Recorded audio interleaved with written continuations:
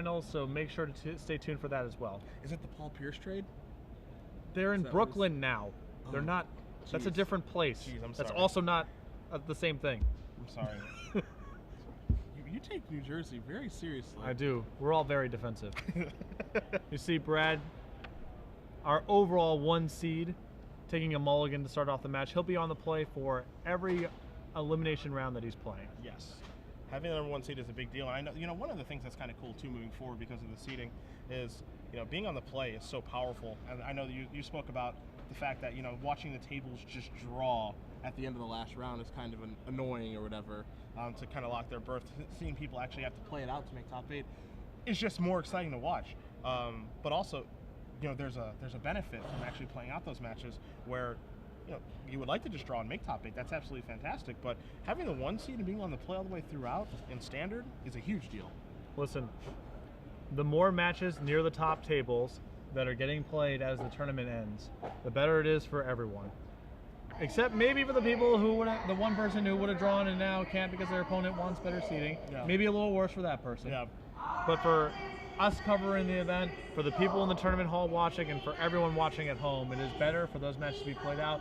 Whatever incentives you can give to have people actually playing out the last rounds of the tournament, I think makes the experience better for everyone.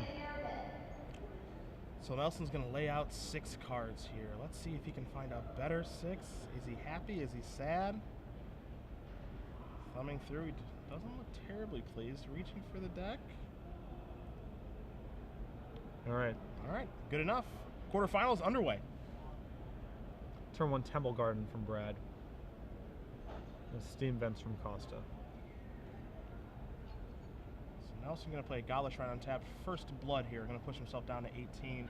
And it is time for a Skirt Stack High Priest. A card that I don't think plays a huge role in this matchup, but the threat of pushing out a 5/5 demon is a little bit scary, and it looks like Costa's actually going to have to tap out this turn and play an Augur Bola. So we could see Brad do something that he's done a lot over the course of playing this deck, which is a Cartel Aristocrat into a Doomed Traveler and pump out a 5/5 token. Yeah, it's an unlikely sequence, and Matt's deck has a number of ways to fend that draw off, but he is exposed right now, so we'll see if Brad has the necessary follow-up to get this High Priest online right now.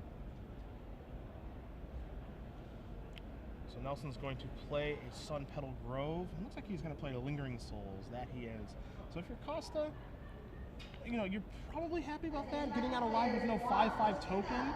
But at the same time, Lingering Souls can be a bit of an annoyance. Yeah, no, I mean, on one hand, Matt is breathing a sigh of relief that nothing too terrible happened. On the other side, Game 1 Lingering Souls pretty powerful against Matt. Again, no Thundermaw Hellkites in the main, only in the sideboard. And so Lingering Souls is going to be somewhat annoying for him to slog through. You see Costa this turn draws a Pillar of Flame. Very slow for his action. Has not even played a land yet, trying to figure out what he wants to do. Do I just want to use the Pillar of Flame to take out this High Priest, save it for later? Plenty of options here to Costa's way. And most likely he's going to make the correct one. There is almost certainly this turn is going to start off with the High Priest being killed. It's just an issue if he wants to do it through Turn Burn or through Pillar of Flame. He selects Turn Burn. And I think the reason you see that is just because of the presence of Voice of Resurgence. That and combined with the mana efficiency. Yeah. Turn Burn, not at its best against Brad. He doesn't really have a number of huge threats. Really only a single Obsidat is where the Fuse would come into play. And so Matt doesn't want to get too greedy here and just use his more expensive spell.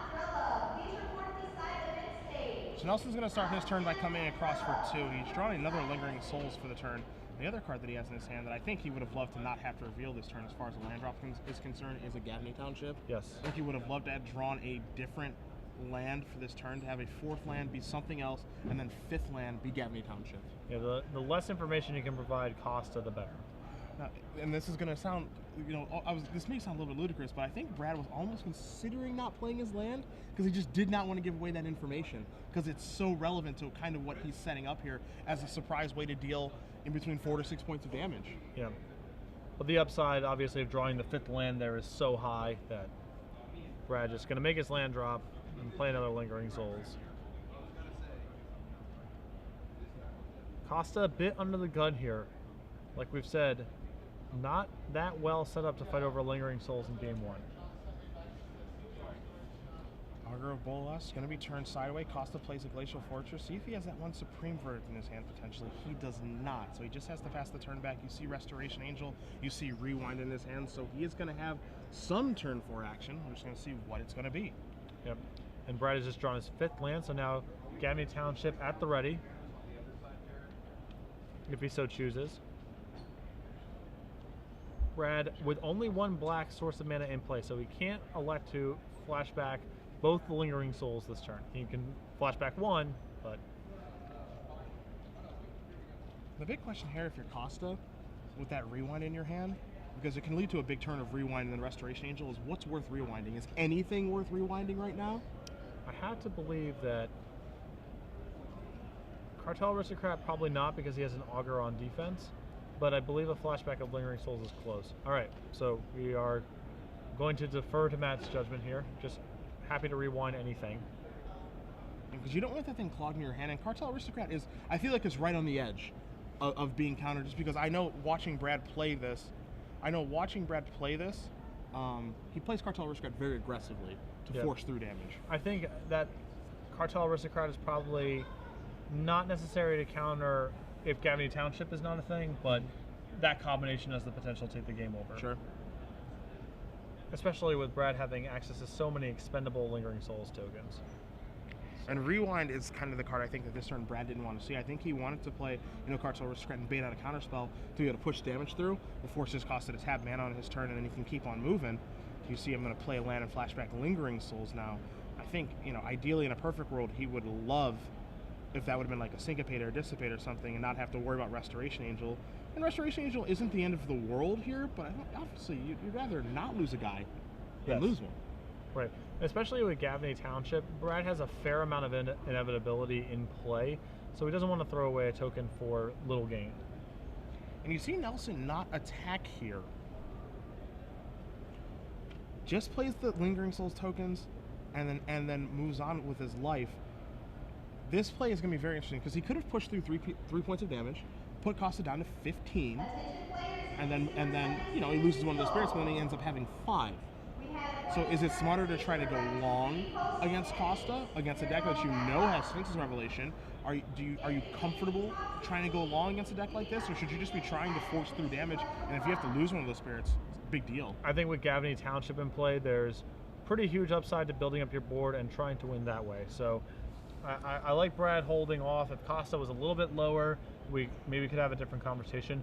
I also think the presence of Helix in Matt Costa's deck also means that the incremental points of damage he's doing can easily be undone. So if I were in Costa's position, I would rather pump the brakes, or in Brad's position rather, would rather pump the brakes and just try to build up a board of Gavney Township and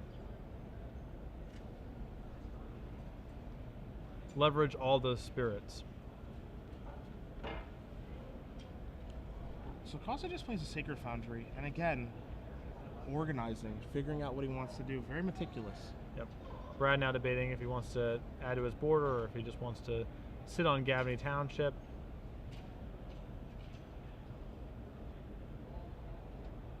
As we see, think twice. Draws a Restoration Angel. Pretty good draw there if you're Costa. Costa really needs to search for his one main deck copy of Supreme Verdict. He's got a lot of power left over in his hand. There's no shortage of tools to recover with, but that Gavney Township and those 6 Lingering Souls tokens threatening to make short work. We're going to use a pillar to knock out 1.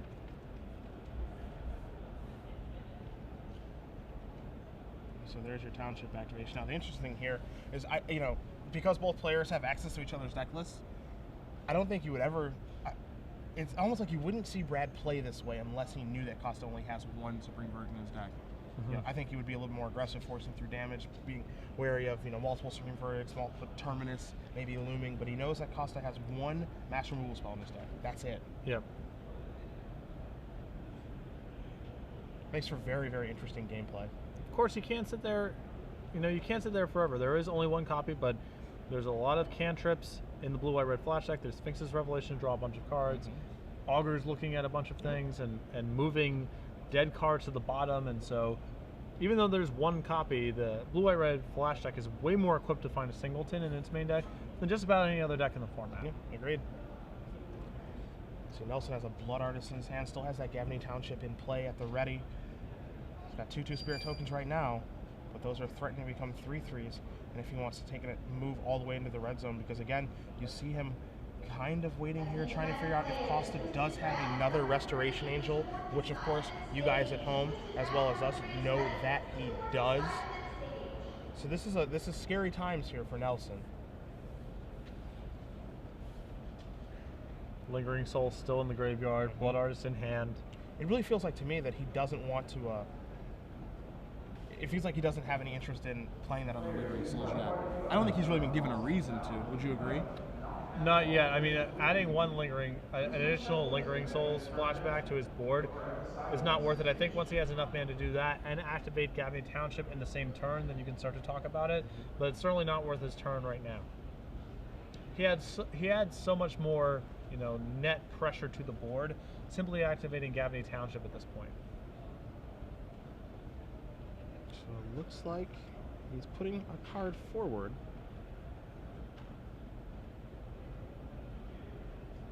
Now, if he wants to play both Blood Artist and Lingering Soul in the same turn, or perhaps Garrick. So Garrick Relentless is going to be Nelson's play this turn. You see him reorganize his mana. So the Planeswalker is what he's going to start with. Now this is very interesting, playing this pre-combat. Maybe he wants to attempt to fight the Augur Bolus and get the Restoration Angel out of Costa's hand. Maybe he just wants to make a Wolf token and then be able to keep pumping those out. Well, in any case, it allows him to advance his board without playing further into Supreme Verdict. So that's, if nothing else, that's a good foundation to start his turn. The fact that he can also find a little bit more information about the presence of Restoration Angel in Matt Costa's hand, also valuable, because if Costa doesn't have it, it could be worth it to attack with everything this turn. If Costa has a second Restoration Angel, that's probably the tipping point where it's no longer efficient for Brad to be attacking with his spirits. So that second Restoration, it changes so much in what's going on in the game and for what Brad's trying to craft. This situation where I don't know if his goal is to make it so that those spirit tokens are 4/4s. Maybe he's happy with them being just 3 power guys, but I obviously not, because he played a Garrick here. But I agree with you that it does give him some very nice Supreme Verdict protection. And based on the fact that we haven't put a die on this Garrick and the expression on Costa's face, I believe he's contemplating potentially countering this Garrick. And he does have a counterflux in his hand, and I'm with you, where Costa is not sure if he wants to use this or not. And you guys remember one thing too. Costa plays in such a way with these flash decks where he really tries to reel people in and really trick them, which is a good thing. Obviously, if he thinks that long about countering it and doesn't counter it, and then can really ruin Brad with the Restoration Angel, it changes everything. So you see Brad now with no threat of a second Restoration Angel send his 5 spirits across the table. Matt blocks 1 and takes 8, falling to 10. So Costa, for his turn, gonna attack with Augur of Bolas immediately to start things. Draws a Think Twice for the turn. So again, let's see what he wants to start this turn. Does he want to try to cantrip and hit a 6th land? Or does he just want to leave all this mana up and again put Nelson to the test? Yeah, and we're sort of overlooking these Augur Bolas attacks. You see Matt Snapcaster and Pillar, a spirit token, but Blue-White Red Flash is actually capable of kind of winning out of nowhere, and these points that are adding up from Augur Bolas actually might make the difference between Matt being able to flash into Restoration Angel and use a Helix and attack for exactly lethal. So don't lose sight of the fact that Brad's going to 14. He's taken some hits here from these Augurs.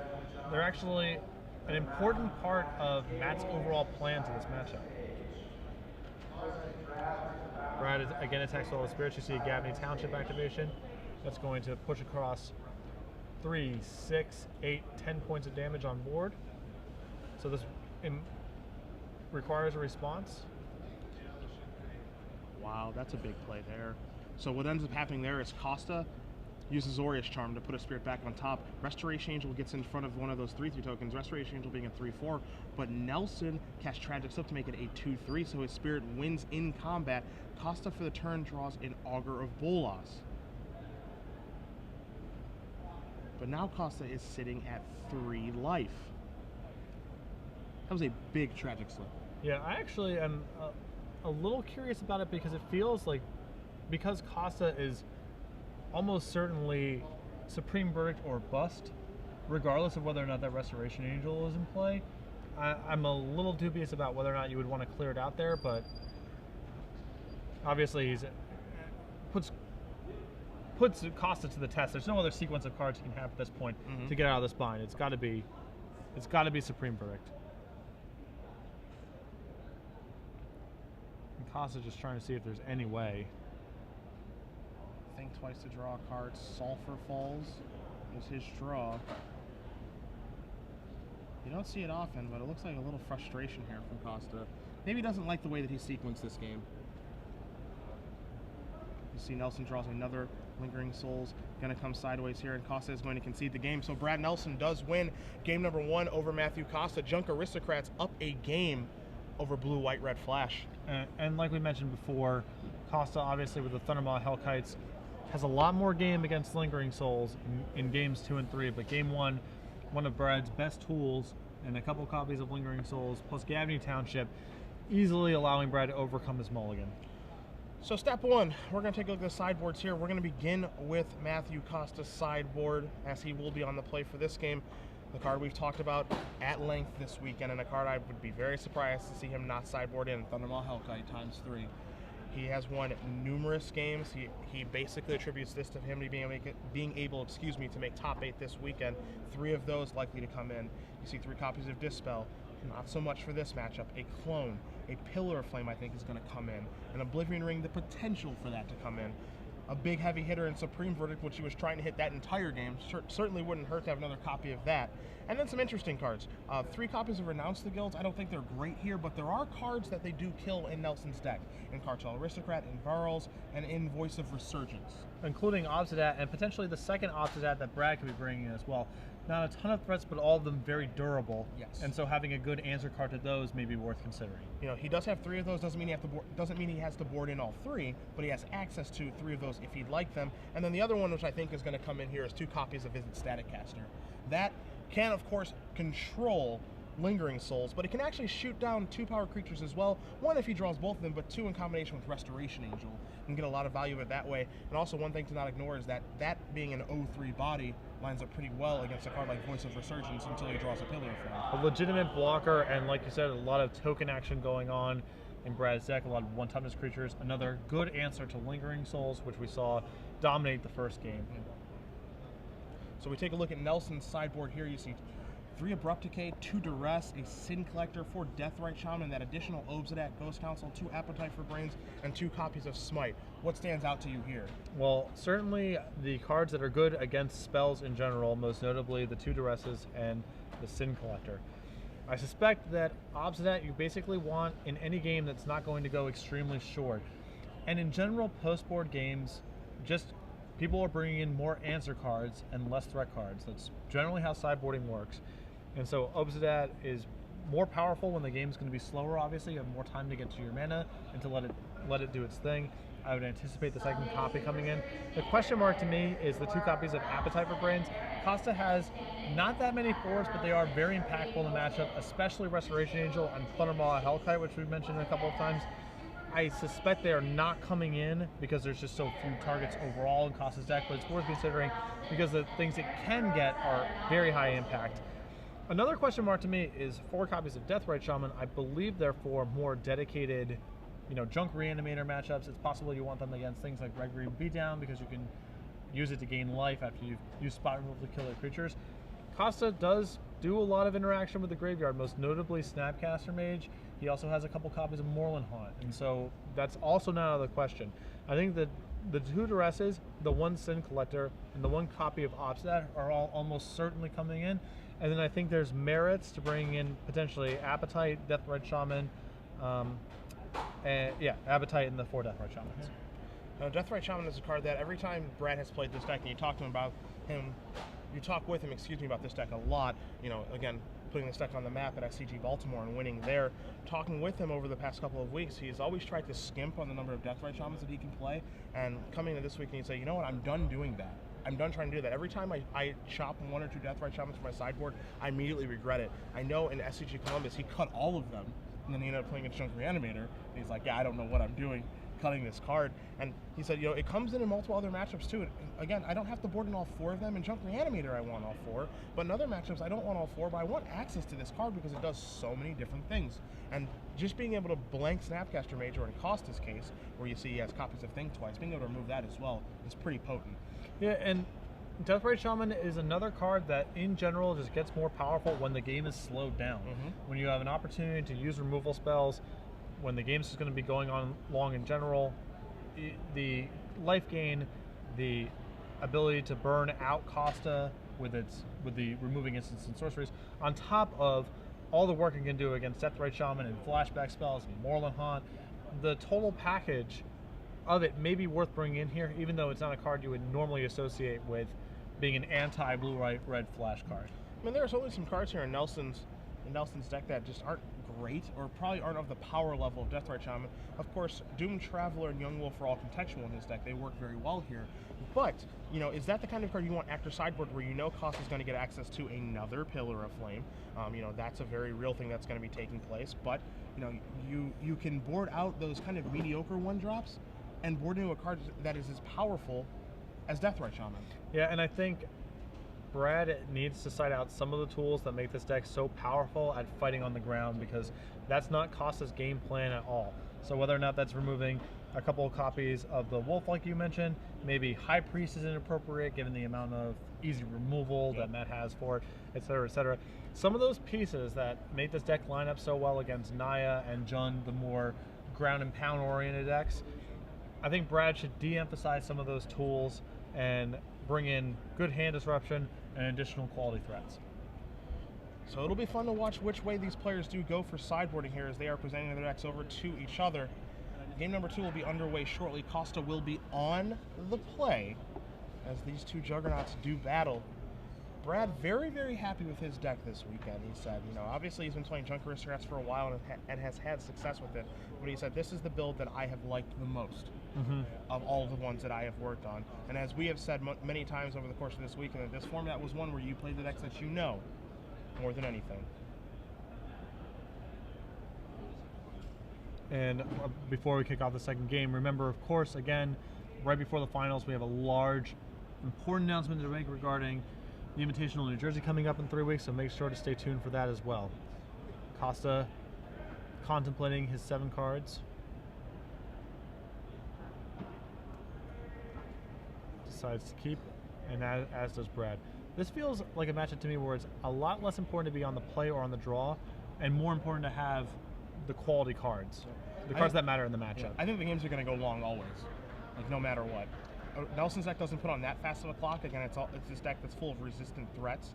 And then Costa's deck wants the game to go long in the first place, and he wants to do whatever it takes to make that happen.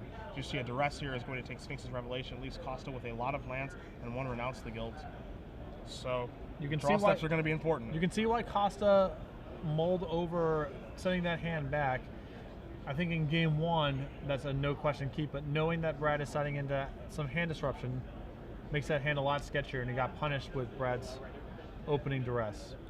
Well, it looks like his first 2 draw steps are doing okay, as Costa's going to play a Sulfur Falls, he's going to Pillar of Flame Voice Resurgence and move right along here, representing currently Renounce the Guilds, but we know that he also has Think Twice at the ready here, as Nelson is going to tap a little mana, and it's going to be a Deathrite Shaman, so he has brought at least 1 in. Going to play Temple Garden untapped.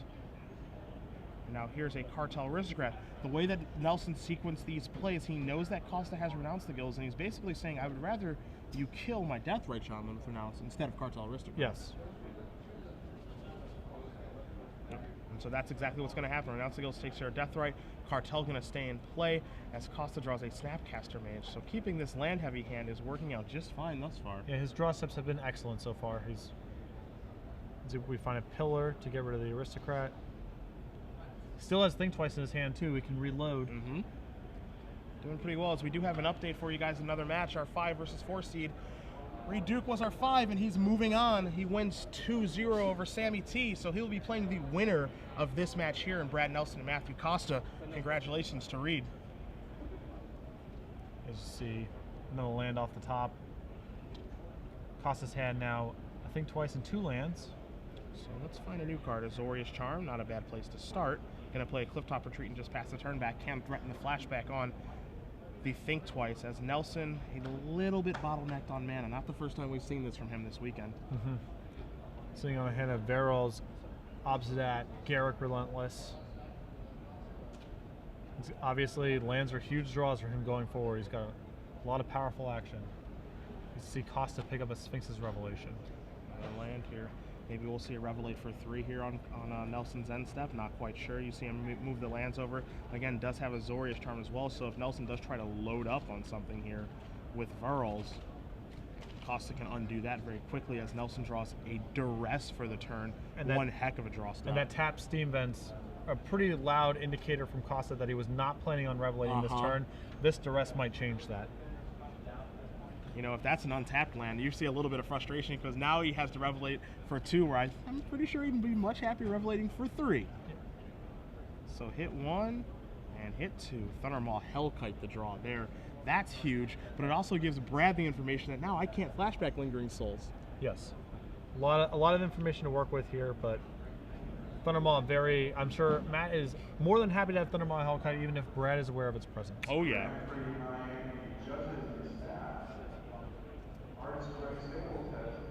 So Nelson's going to put that Duress in the graveyard.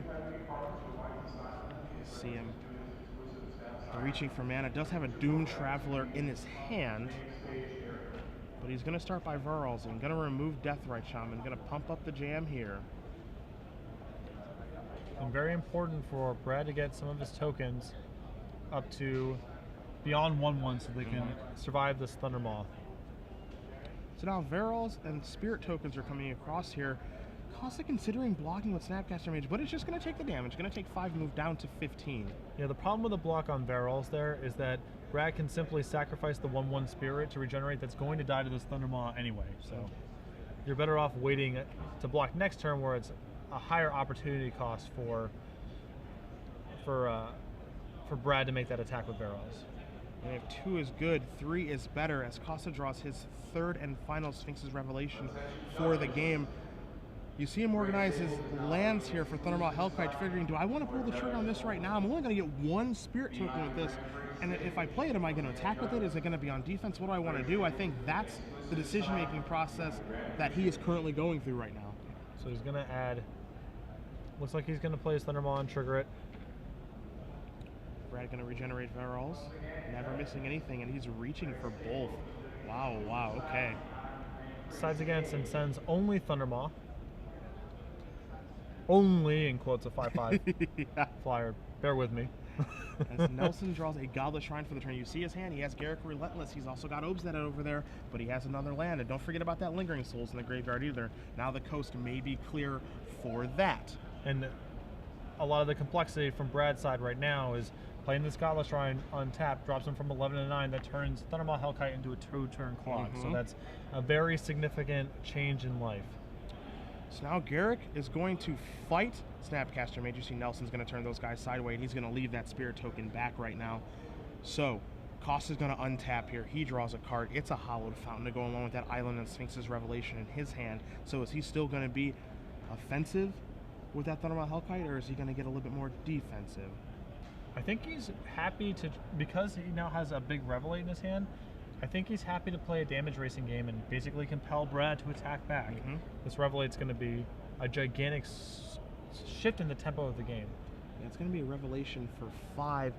Going to give Costa 5 life, but more importantly, it's going to give him 5 new cards here. Want to see how Brad's going to be using this Garruk the Veil Curse. So it looks like it's going up. Going to give him a Death Touch Wolf token. Where I think if you're Costa there, you're pretty happy about that because that means he's not tutoring through his deck to find a very scary creature. Well, the problem is that Brad already has it in his 5th land in Obsidat.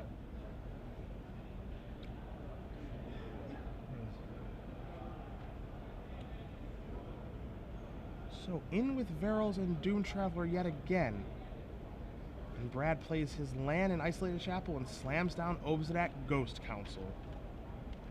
So now all the cards are on the table. Oh, Brad's cards are on the table. Yes, because Costa's going to refill here with 5 new ones. there goes Obstat in exile for now. But for Costa, very, very important, as he does get to revelate for 5, find himself 5 new cards, for hopefully for him, 5 new options, as he quickly untaps one of those cards, Patrick, being another Thundermaw Hellkite. Yep, it's very possible that Matt actually has the tools to finish him off this turn. It would not be unreasonable. Restoration Angel, the draw for the turn as well. You see that because of that Obsidian coming into play, it put Nelson up to 11, out of range from a double Thundermaw play. Now, of course, there is the onboard trick there with Varl's sacrificing a Doom Traveler to put a flying blocker in the way. One thing that Nelson will not miss. Yes. Curious to see how Matt wants to sequence his spells here.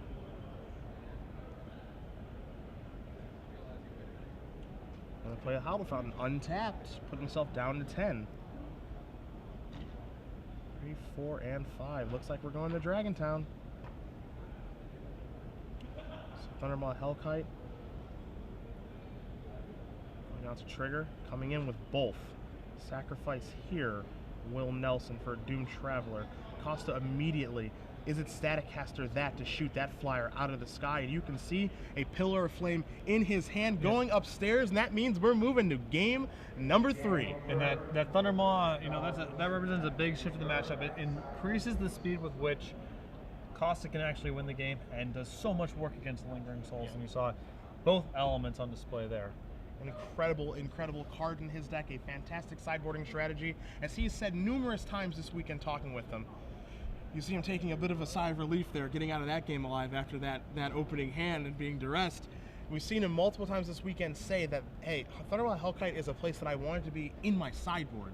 He recognizes the power of the card. A lot of people are trying to get it into the main deck, but it lets him shift what he wants to do in the sideboarded games. As you said, a lot of sideboarded games go long because people are bringing in answers.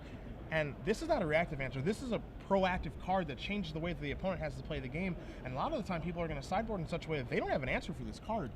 And it's especially meaningful because most of the ways that people are typically going to try to fight blue, white, red flash are they're going to be with duress effects or things that attack the graveyard to try to shut off Snapcaster Mage, Think Twice, Moreland Haunt, and so on. Having a card that ignores both of those angles of attack is independently powerful and shores up some of the types of cards you're weak against, makes it pretty much the perfect sideboard card to go to. I'm sure he caught a lot of people off guard all weekend long. Of course, Nelson does have access to the deck list, but one thing that's kind of scary is that having access and knowing he's going to board in Thundermaw Hellkite, nothing you can do about it. Yeah. You have to kind of hope he doesn't really run into it in a timely situation. And that third revelation, that large revelation, was able to find him another one, and almost a perfect revelation there, as he was able to untap and end the game immediately. Yeah, and Brad's somewhat in an awkward spot in these post-board games because his deck is sort of set up to play a longer sort of attrition-y game. He has additional hand disruption to sort of further that plan, but Matt's deck is both capable of killing very quickly, not giving Brad, contextually killing very quickly, not giving Brad that much time to set up all of his different synergies and whatnot, and also has Sphinx's Revelation, so you can't let the game go on forever, and you also have to be cautious of how much damage you're taking early on in the game. So Brad is kind of in between a rock and a hard place, in my opinion, in the way that these games play out post-board. One thing that we've talked about a lot when we watched Costa play, and also his friend Chase Kovac, we had him in a feature match a little bit earlier today as well, both playing the same 75, is that one thing that's happened every time we've watched them play is their ability to turn the corner so fast. When I think about turning the corner, the one deck that did that very well from years past was Blue-Black Furies. Around Lorwyn time, that deck would play a little bit of defense via Cryptic Command, Bitter Blossom, chump blocking here, countering a spell there, and then Mistbind Click and Scion of Una would allow that deck to turn the corner at a frightening pace. Mutavault included as well. And Thundermaw Hellkite allows Costa to do that here, in which, he's, to take a look at that game, for example, Pillar Flame, Snapcaster Mage, renounce the guilds, kill a couple of your creatures, stabilizing the board. Brad, yes, you have a very nice board presence, and 2 turns later, I've got the W. Thundermaw Hellkite allows for that kind of play and just being able to turn on a dime. Yeah, and I really like the way that Thundermaw Hellkite and Sphinx's Revelation play with each other because, I've made this comment before about Blue, White, Red Flash, often because you have so many low impact cards in the deck, your Revelations don't necessarily bury someone in the same way they do when you're playing Bant or Esper. Thundermaw Hellkite gives you a high impact card to draw off of your Revelations. lot of good cards in Costa's deck, a lot of good cards to draw to, and that third Revelation was an absolute backbreaker. To be fair, that duress that Brad drew off the top for the second one was huge too. So a lot of back and forth here, some timely draw steps from two incredibly good Magic players. And isn't it fitting that we're going to play a third and final game here? It seems only right. Right, and Costa's draws, not even just the mid-game, the more dramatic top decks of Duress and Sphinx's Revelation. His draw steps from turns 2 to 4, after getting Duress and having renounced the guilds and land in hand, was about as good as you could ask for. I think a Think Twice and a Renounce and a Snapcaster Mage and a Pillar were all involved. And given what Brad was up to, that was pretty much the perfect sequence of draws, and that gave Matt the appropriate velocity and breathing space to start deploying some of his more powerful cards. It's easy to sometimes only look at the haymakers, but often it's the subtle top decks in the earlier turns that sculpt a lot of the pace of play. Absolutely. I mean, even the little interaction there with Isn't Static Caster in the final turn of the game might seem subtle, but I don't think that Costa has any interest in playing another turn that game. You know, he wants to get that game over with that turn, so that Nelson can't get his Obsidian back. You have to worry about a draw step, something like a Gavany Township or another spell. It's very nice. You know, Static Caster is not going to be at the forefront of Brad's mind of losing that game. It's just kind of a piece of the puzzle. Yeah. You know, Obsidian comes back, you can sack it to Ferals, scavenge on something, and possibly have some enormous turn out of nowhere. So we do have another update very quickly here as both players are taking a look at their opening hand. Josh McClain of Team Mana Deprived wins his match 2-0 over Christopher Larson, so Junk Reanimator is going to be moving on to the semifinals as well. See Nelson start off with a Temple Guard and a Woodland Cemetery into Cartel Aristocrat. Costa, also with all of his colors of mana, has a Pillar to take care of the Aristocrat. And you see that Nelson led off with that instead of a Voice of Resurgence, probably willingly, as he's going to play an Appetite for Brains. Costa going to fan his hand out. You see Pillar of Flame, you see Think Twice, and you see a bunch of lands yet again. So this Appetite for Brains is going to miss. You see Nelson going to write all the cards down, work with the best information, that he can moving forward. But the point I was going to make is that you saw him lead out with a Cartel Aristocrat instead of Voice of Resurgence, probably trying to bait out a Pillar of Flame, which worked, except for there's a backup one. Right, I think it's if he's already committed to appetiting on turn 3, then you get to see if the coast is clear, and you don't particularly care that much if you trade a Cartel Aristocrat with a Pillar. If it's Voice, that's devastating. So he works with more complete information. So this was the gambit I was talking about a little bit with Appetite for Brains. Not a lot in the way of targets. A lot of them are high impact though, so maybe worth bringing in. And Brad appetites, and there's nothing to speak of in there. Yeah, there's definitely a cost to that, right? I mean, Appetite can be absolutely fantastic. Exiling a card is huge too, instead of putting it into the graveyard. But he completely missed, and now, you know, look at how long it's taken for just to figure out what he wants to do, how he wants to pace this game moving forward. I think now that he knows about the second Pillar, what he's contemplating is playing nothing this turn and trying to play 2 spells in a subsequent turn, because he doesn't want Matt to basically curve into his removal. He may just be willing to play Cartel Aristocrat here because, again, it's not the end of the world to trade this with a Pillar, but... Oh boy, Restoration Angel to draw here for Costa, a card that Nelson does not know about, so there is your Pillar of Flame. And Costa's going to be able to mask this Restoration Angel so very well on the next turn after. He's likely going to cast a Think Twice this turn, and then be able to mask Restoration Angel the following turn with 4 mana up, thinking I'm just going to flashback Think Twice. So you see Nelson's going to play a Voice of Resurgence. Costa going to smartly respond by casting Think Twice and just pass the turn back.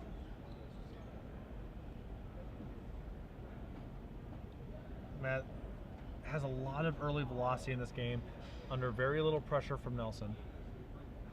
See, Costa's going to play a Cavern of Souls. We'll get the name on that here in just a moment. He's just going to cast an Angel Main Face here just to be a blocker for that Voice of Resurgence. Again, for those of you a little less familiar with maybe some of the newer cards in Dragon's Maids, main phasing that Restoration Angel to avoid a Voice of Resurgence trigger.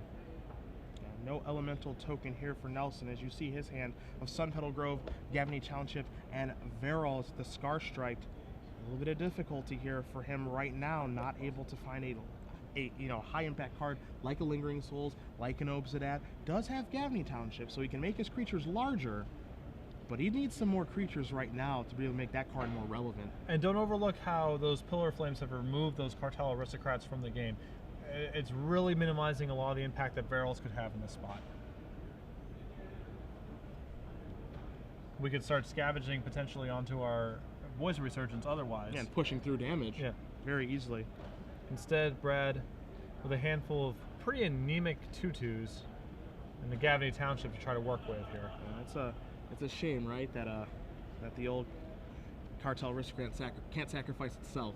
It can only sacrifice another creature, because I think Brad would gladly sacrifice itself in response to Pillar for just that reason that you mentioned with Varels. So now Nelson is going to cast said Varels. And now the question, and we have seen this before, it almost feels like he doesn't want to give up the information that he has at Gavney Township. Again, he has Sun Petal Grove Gavney Township. That's his hand. But, I mean, he's taking his time here. He doesn't want to mask that, hey, I have nothing right now. Yeah, it's possible that he also just wants to bluff that he has spells in hand and not land, so even playing this Sun Petal Grove gives him very little value. You can still activate the Gavney Township the same way the next turn, but you at least cause Matt to consider more spells that you could potentially have. Also, intentionally missing a land drop here very strongly represents opposite that potentially being in your hand as well. Yes. That can influence Matt's plays.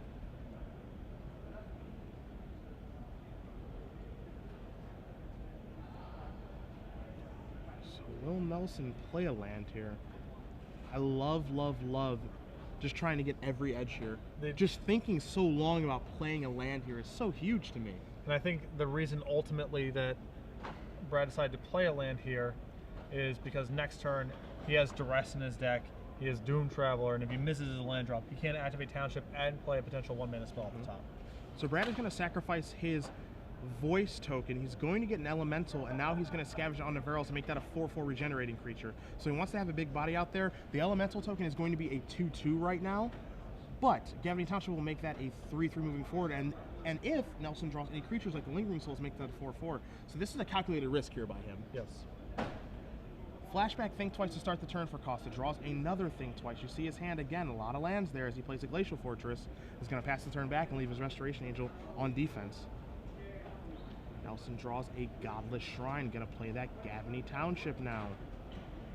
And in comes the 4/4 Varels. And looks like we're going to make it 5/5. So a very difficult regenerating threat here, as you see Costa's going to cast a Think Twice end of turn. Again, Voice of Resurgence not there to stop him from doing that. There is a Snapcaster Mage drawn for the turn, but not very good targets in the graveyard. Yeah, we've lost our opportunity to flashback Pillar on to the Elemental token, as it's now a 3/3. Now, one thing that he can do moving forward, though, you see he needs it. What Costa feels like he's doing right now is he's just trying to set up some sort of revelation. Maybe it's going to be a baby revelation, but it looks like he's going to start with a Think Twice, get himself a card, a Steam Vent, so a lot of lands here for Costa right now. Yep. And next turn, with that Elemental token going up to a 4/4, Brad's going to be able to significantly increase the amount of pressure he has. Yep. It will change the way that Matt has to play this game moving forward. I think Brad knew that, setting up a couple turns in advance. Doom Traveler the draw, and that is a very, very good one. Allows Brad to both add to his board, grow his elemental, and still activate Gavney Township. And that's a resilient card too, because it also gives him something beautiful to sacrifice to Varels. As far as draws go, that may have been one of the best ones in his deck. A lot of subtle interactions on display with the Junk Aristocrats deck right now. Now, one card I was thinking of right now, Patrick, I was considering the ramifications of what happens if Costa finds his way to a Renounce the Guilds, and that almost might be his best draw here because of that Snapcaster Mage that he drew previously. That Elemental token is both green and white. Yeah. Varels being multicolored as well. But it looks like we're going to cash in the Snapcaster Mage here. It looks like it may be on blocking duty, maybe a little double blocking taking place here. Yeah.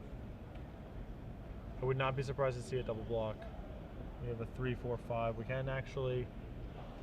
can get an appropriate number of power in front of the Elemental, and that's what we're going to do.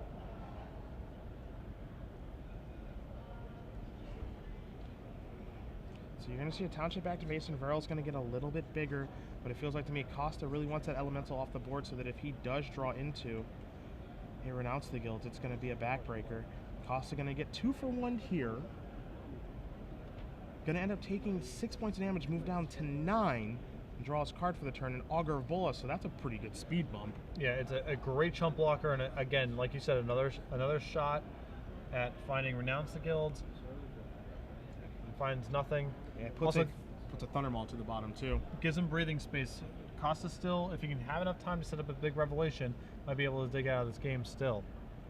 So Nelson draws his card for the turn, and a big one in Obsidian Ghost Council. Wow. Allows him to add to his board, not play into a sweeper, increase the clock. Wow, is that a big draw? So in comes Varels, in comes the Doom Traveler. And what we would normally see here, I think, is an activation of Gavany Township, and Brad says, no, I'm not activating that. So if you're Costa, there's a lump in your throat, and here's why. Because Obsidian is here to drain and gain. Costa is going to have to untap now. Did Brad remove it? Okay, he does. Puts a die in his deck, does not want to forget about that Obsidian trigger. Or does he? Okay. Draw a card. Oblivion Ring. Great draw. Now, how does that affect things here for Costa? Oblivion Ring costs 3 mana. He can Revelate for 2. I don't know if that's going to do what he needs it to do. Yeah, he needs to find a blocker or some sort of answer for Obsidian and Varels. A challenging mixture. Yes, it really is. That Obsidian was one heck of a top deck there for Costa, because he drew the answer to the card that was the problem in Varels, but Obsidian provides another problem now for Costa. And you see Costa looking at his resources, a little bit frustrating, knowing that he cannot win the game, and he concedes the match. Brad Nelson wins 2-1 and will be moving on to the semifinals to play against Reed Duke yet again. Junker Aristocrats moving on. A great match of Magic, and you know, I think the post-board games shift into blue-white-red's favor there, but what is noteworthy is the cards that Costa picks up in the post-board games, besides Renounce, which he didn't find, is it Staticaster and Thunder